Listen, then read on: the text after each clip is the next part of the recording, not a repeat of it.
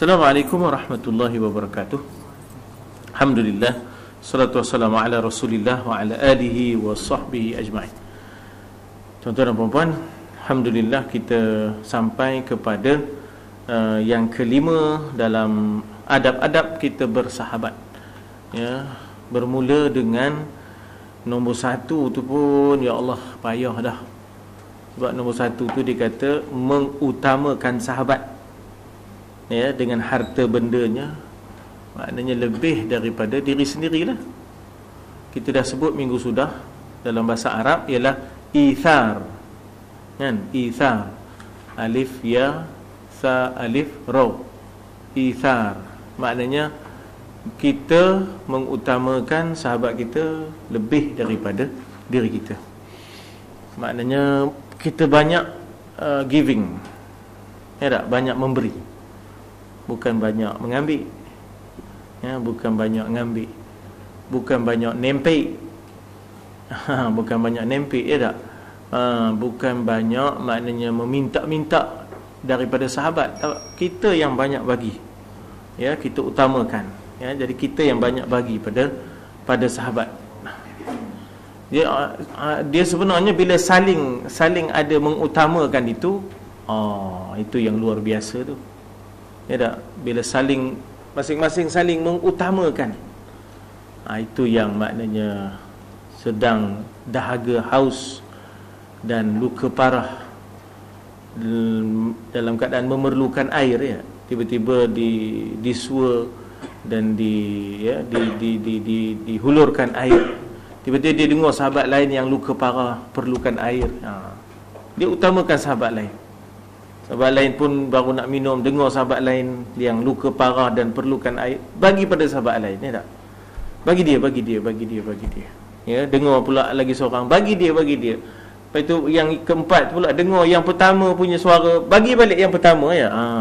Itu sampai-sampai dah tak ada. Ya tak? Air tu sampai pada yang pertama dah tak ada dah. Maknanya dah meninggal syahid. Bawa kedua, dah meninggal syahid. Bawa ketiga, meninggal syahid dia.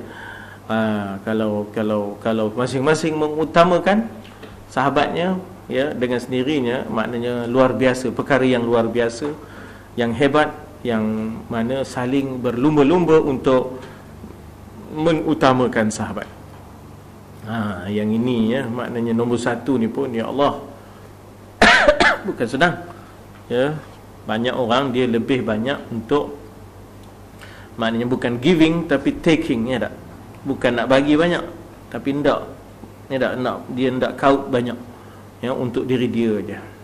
Dia nak susah untuk sahabatnya, tak mau. Jadi yang ini nombor satu ni pun, ya Allah, nak buat jenuh nak buat nombor satu, ya.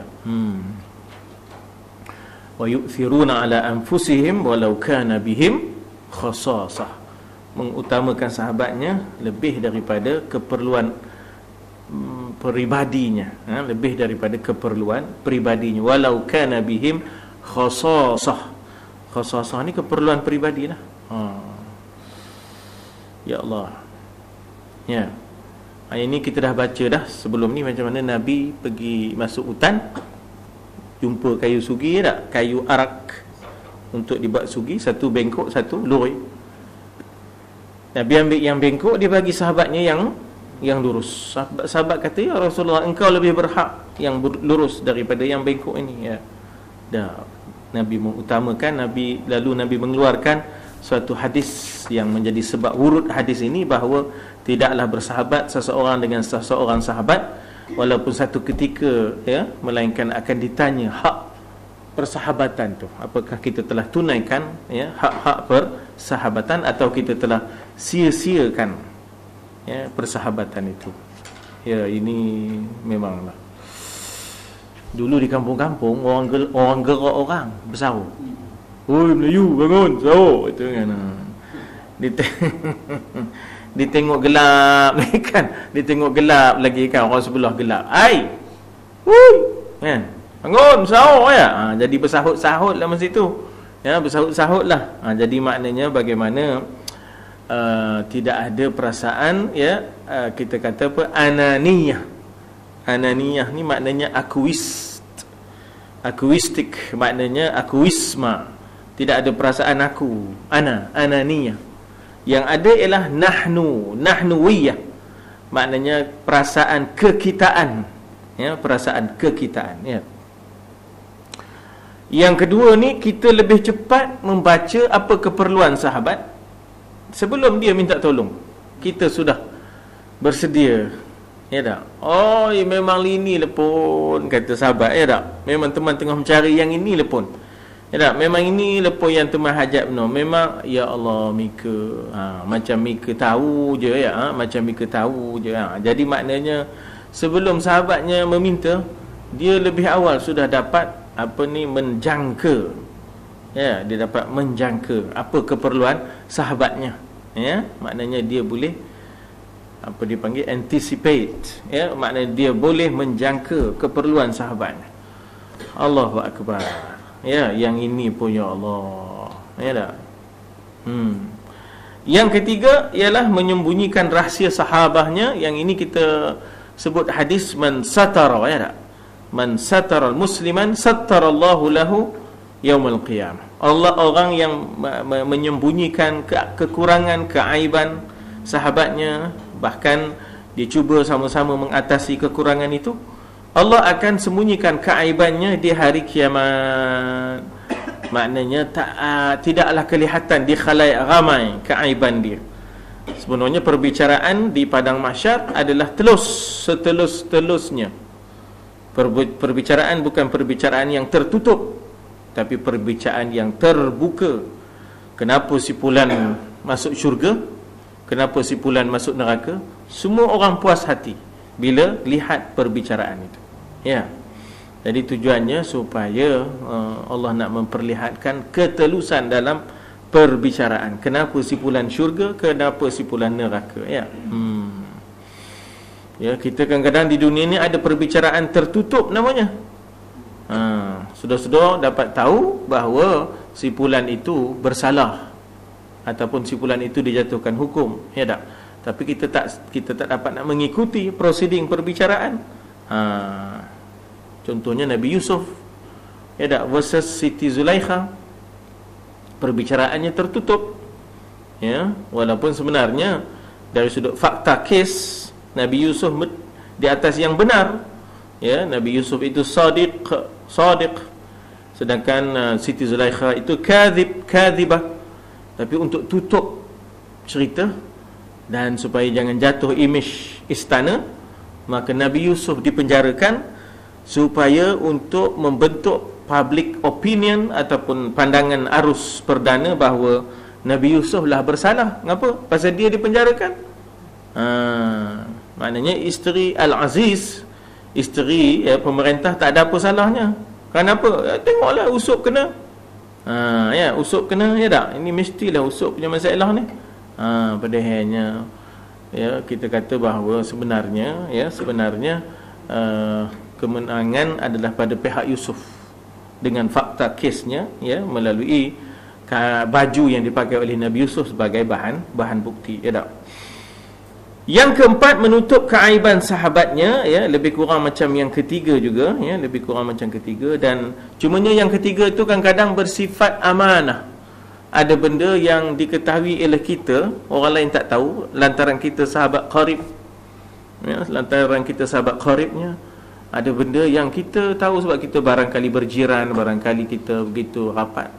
Jadi kalau boleh ada benda yang dia minta kita sembunyikan, maka kita jangan pukul canang, ya tak? Jangan buat liputan, panggil pula maknanya media, sidang media, ya tak?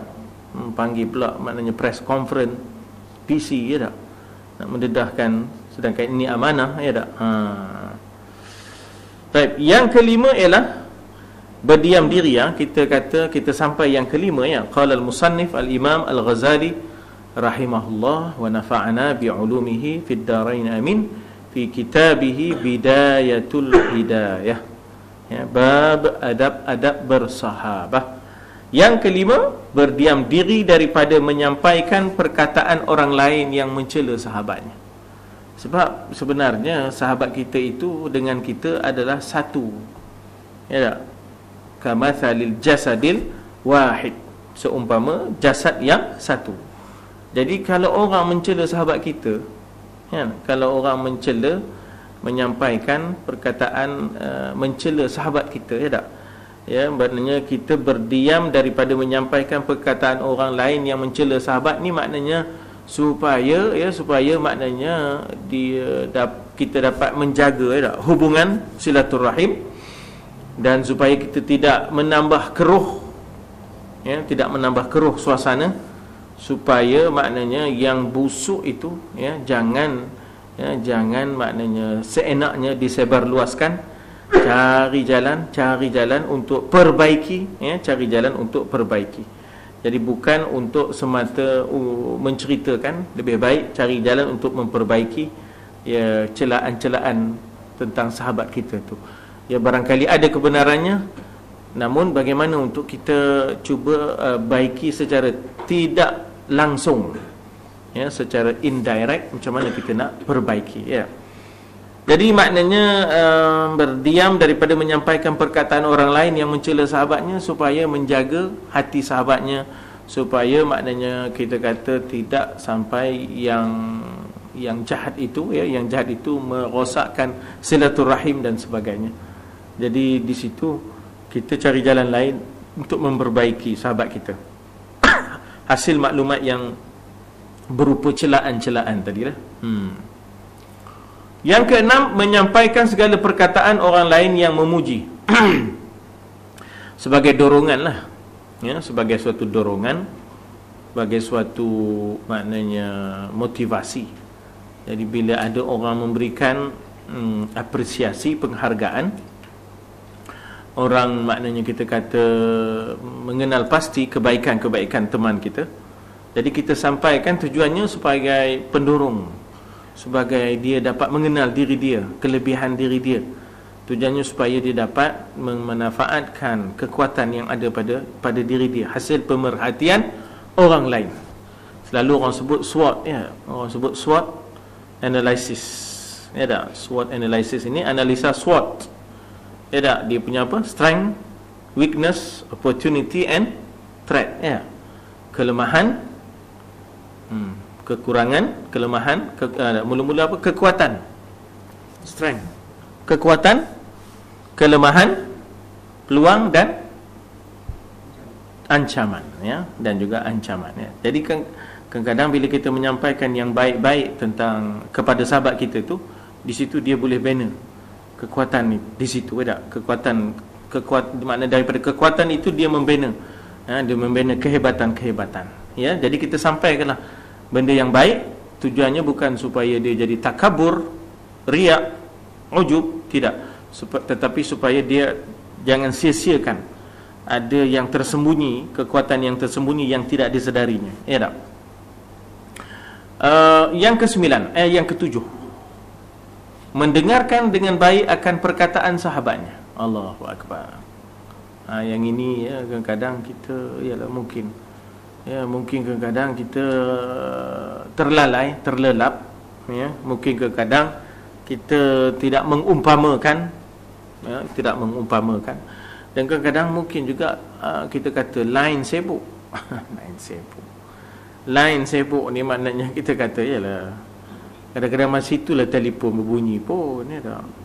Kalau kita dapat menjaga adab bersahabat, ya, kita tidaklah menjawab, ya, kita tidaklah menjawab, bahkan kita cuba fokus pada sahabat ni.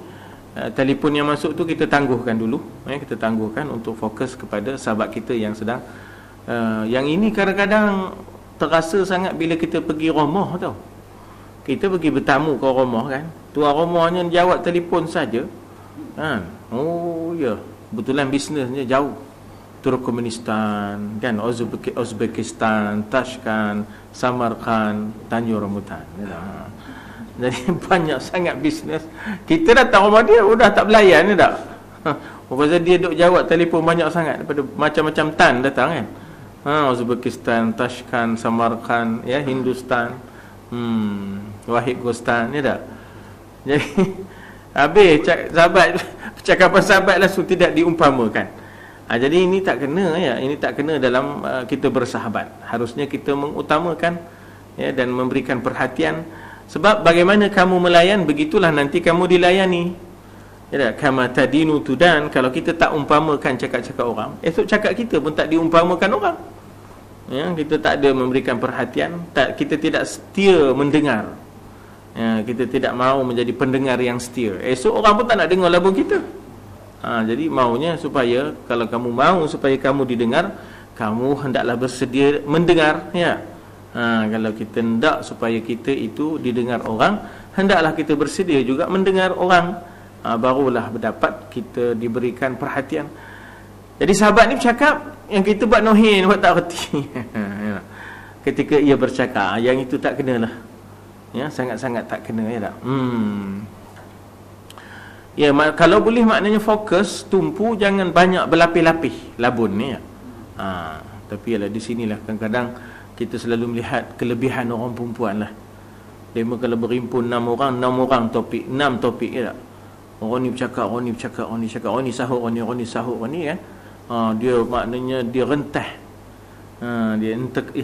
Dia maknanya dapat, maknanya cross apa? Maknanya begitu. Itu kelebihan orang perempuan. Sebab itu bahasanya bahasa ibunda. Orang kata tak ada bapa anda tak? Bahasa orang perempuan ni pandai. Dia boleh dengar, telinga kiri lain dengar, telinga kanan lain dengar. Kemudian dia boleh bersahut-sahut ke itu. Saya tengok kenduri ya, bila tengok orang perempuan bercakap, oh ni sahut sana, oh ni sahut. Oh itu cekap dia. Sebab itu mother tongue.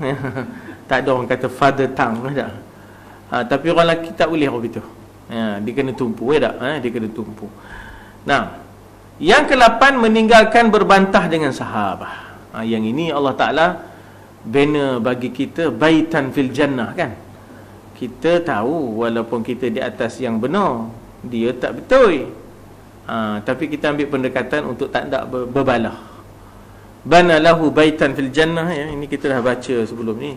Ya, walaupun kita di atas yang benar, tapi kita meninggalkan berbantah itu, Allah bina bagi kita satu rumah di dalam syurga ya tak? Ya, bana lahu baitan fil jannah. Tuan-tuan tengok muka surat 123 ya, muka surat 123 dalam bab berdebat bertengkar kemarin ya, berdebat bertengkar yang melibatkan dosa mulut kan. Melibatkan dosa mulut. Jadi mulut ini hendaklah dielak daripada bertengkar, membantah ya, perkataan orang lain, apatah lagi perkataan sahabatnya sendiri. Jadi dalam soal ini dia disebut dalam hadis, man tarakal mira wa huwa mubtilun banallahu lahu baitan fi ribdil jannah wa man tarakal mira wa huwa muhiq banallahu lahu baitan fi a'lal jannah. Allah bina bagi dia kan, bina ya. Bana tu dengan makna bina ya, kita kata b, Arab kata ba, bana, kita kata bina kan. Bana Allah bina baginya baitan, rumah di mana? Fi rabdil jannah, satu lagi satu fi a'lil jannah. Tak nak bertengkar, ditinggalkan pertengkaran ya. Dia tahu dia silap, maka oleh kerana dia kemudian meninggalkan pertengkaran, Allah bina baginya taman rumah di syurga ya tak? Di bawahnya dia kata apa, di tepi syurga. Namun kalau yang dia di atas yang benar, tapi dia tak nak bertengkar, selantak. Nonnya memang dah tahu dia mana kawannya tu salah, tapi tu memang malah nak bertengkar. Allah bina baginya baitan fi a'lal jannah. Maknanya jannah height. Kan kita ada Damansara height, Meru height. Ya tak, Kuala tak ada lagi. Bougainvillea height kalau ada lah. Belum lagi lah kan. Jadi a'lal jannah ni ialah al-jannatul height. Ya tak? Dia dapat tempat rumahnya di situ ya. Maknanya height ya, jannah height dia dapat. Maknanya tempat yang tinggi ya tak? Di negara kita ni memanglah, dunia ni siapa dapat rumah yang height ni, yang biasanya atas-atas bukit, tepi-tepi lereng ya tak? Bila hujan lebat, mula ngelongsor. Jadi tinggalkan berbantah dengan sahabat. Bukan senang tuan-tuan. Ya tak? apatah lagi kita di atas yang benar, dia yang salah, lagilah. Kalau boleh nak kita, maknanya ya tak, kita drop shot je terus dia, ya tak. Yang ke-9, memanggil sahabatnya dengan nama yang terlebih disukainya.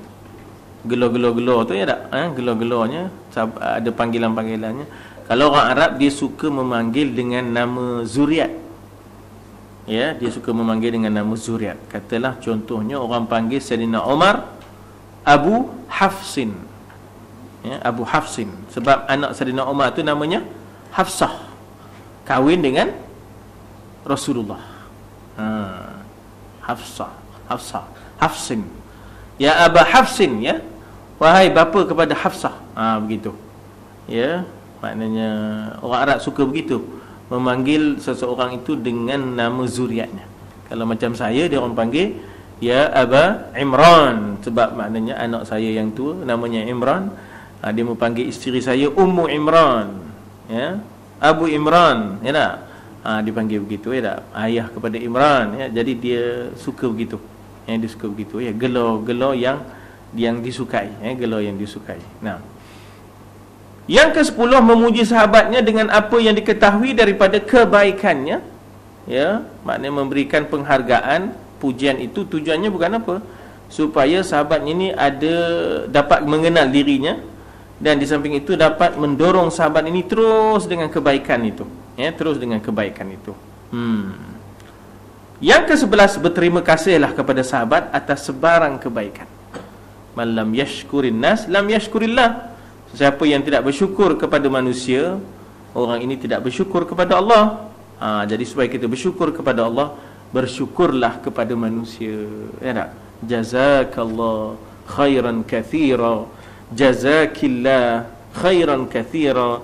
Moga Allah membalas budi tuan hamba lebih baik lagi banyak. Khairan kathira, lebih baik lagi, lebih banyak daripada ini. Ataupun jazakillahu khairal jaza, moga Allah memberi ganjaran kepada anda di atas kebaikan anda. Khairal jaza, sebaik-baik ganjaran. Tapi yang tadi khairan kathira, dengan ganjaran yang lebih banyak dan lebih baik, ya tak? Khairan lebih baik dan kathira lebih banyak. Jadi ini jauh lebih banyak. Sebab kalau terima kasih tu adalah pahala sebab kita berterima kasih. Tapi kalau jazakillah, jazakallahu khairan kathira tu ada dua di situ. Satu, dapat pahala berterima kasih, penghargaan. Yang kedua, ada unsur doa. Apa unsur doanya? Jazakallahu khairan kathira, ada doanya di situ. Moga Allah mengganjari anda dengan ganjaran yang lebih baik dan lebih banyak. Kathira, khairan kathira, lebih baik dan lebih banyak daripada apa yang anda sumbangkan. Jadi ada unsur doa. Kalau sekadar terima kasih tu ada unsur untuk bersahabat, ada etikanya, dapat juga pahala. Tapi kalau nak digandakan pahala, doakan pula jazakallah, ya tak, khairal jaza. Allah moga-moga Allah memberi ganjaran kepada anda sebaik-baik ganjaran. Jadi ataupun khairan kathira, lebih banyak daripada apa yang anda bagi. Kathira, ya, khairan, lebih baik dan lebih banyak. Ya, kemudian barulah yang ke-12, menegah orang lain apabila ia mahu mengumpat sahabatnya seperti ia membela dirinya sendiri. Jangan Mika tu sahabat teman tu, ya tak? Jadi kalau Mika ngata dia, esok tak mustahil Mika ngata teman pula depan dia. Hari ni Mika kata dia depan teman, tak mustahil esok ada pula tempat lain Mika ngata teman depan orang lain pula, ya. Jadi teman tak hendak dengan umpatan itu. Sebab hari ini Mika mengumpat dia depan teman, esok teman pula Mika umpat, ya tak, pada dia ke pada orang lain ke. Jadi teman minta, ya, teman minta supaya tak usah, kita ni suatu diri, ya, kita ingin cuba memperbaiki, maknanya dia kata di situ, menegah orang lain apabila ia mahu mengumpat sahabatnya seperti ia membela dirinya sendiri. Sebab itu Tuhan kata tentang wala talmizu anfusakum wala tanabazu bil alqab. Wala talmizu anfusakum, jangan kamu cela, jangan kamu umpat diri kamu. Allah Ta'ala sebut begitu. Wala talmizu anfusakum, jangan kamu umpat diri kamu. Mana ada orang mengumpat diri dia? Dah, sahabat kita yang kita umpat itu adalah saudara kita. Dan saudara kita adalah satu diri dengan kita. Kita dengan dia adalah satu jasad. Ya tak? Kita dengan dia adalah satu jasad. Jadi mengumpat dia bermakna mengumpat diri kita. Ya. Kita dengan dia adalah ibarat cermin. Ya tak? Ibarat cermin. Maknanya bila melihat ke cermin tu, itulah dia kita. Ya tak? Maknanya kita dengan sahabat kita begitulah. Dialah kita, kitalah dia.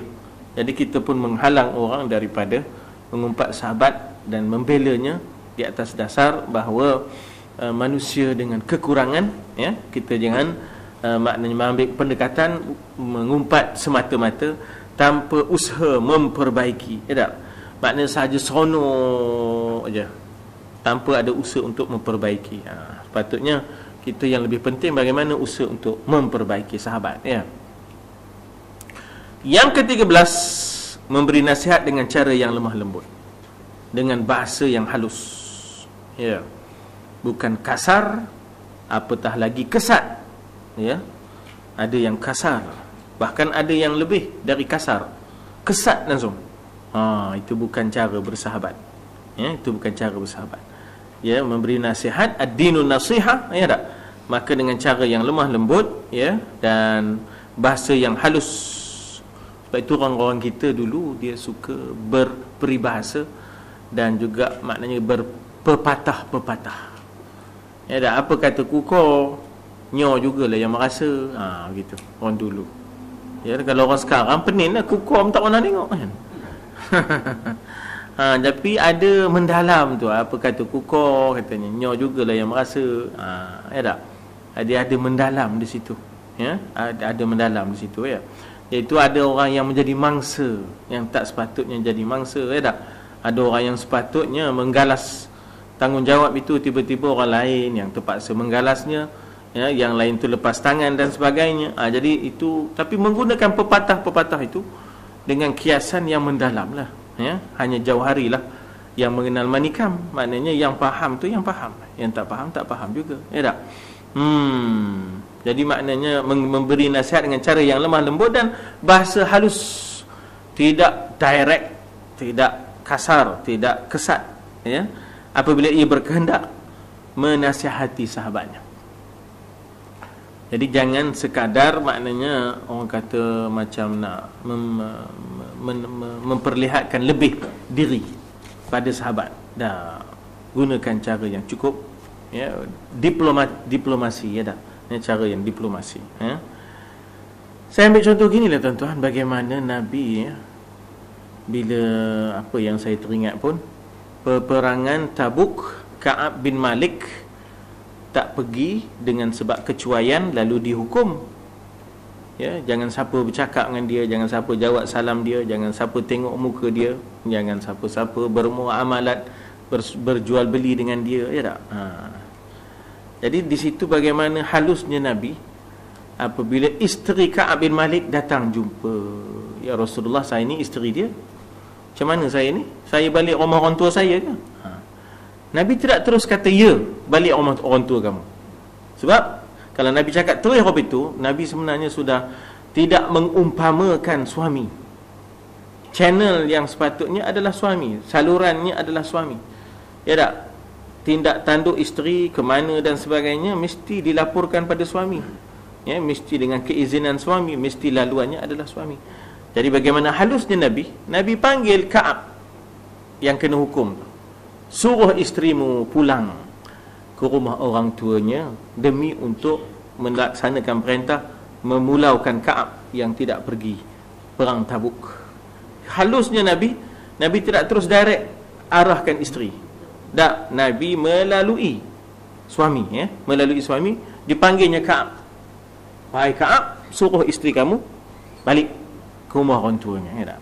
Jadi ini kehalusan Nabi dalam memberikan nasihat, ya, maknanya tidak melukakan, ya, tidak melukakan. Jadi memang kita kata bahawa nasihat itulah agama. Ad-dinu nasihah, teras agama itu ialah nasihat. Dengan cara yang lemah lembut, ini masalah kita dengan sahabat kita, ya, dengan cara bahasa yang halus, jangan direct, ya, jangan maknanya kita kata kasar, ya, dengan cara yang baik, apabila ia berkehendak menasihati sahabatnya. Ya, lagipun kita kata bahawa hati manusia itu di dalam tangan, di dalam genggaman Allah. Kita hanya memberikan nasihat. Kita hanya memberikan nasihat. Kemudian yang ke-14, memaafkan daripada sebarang kesilapan. Kita berhenti di situ tuan-tuan dan puan-puan, ya. Selalu kita terlajak,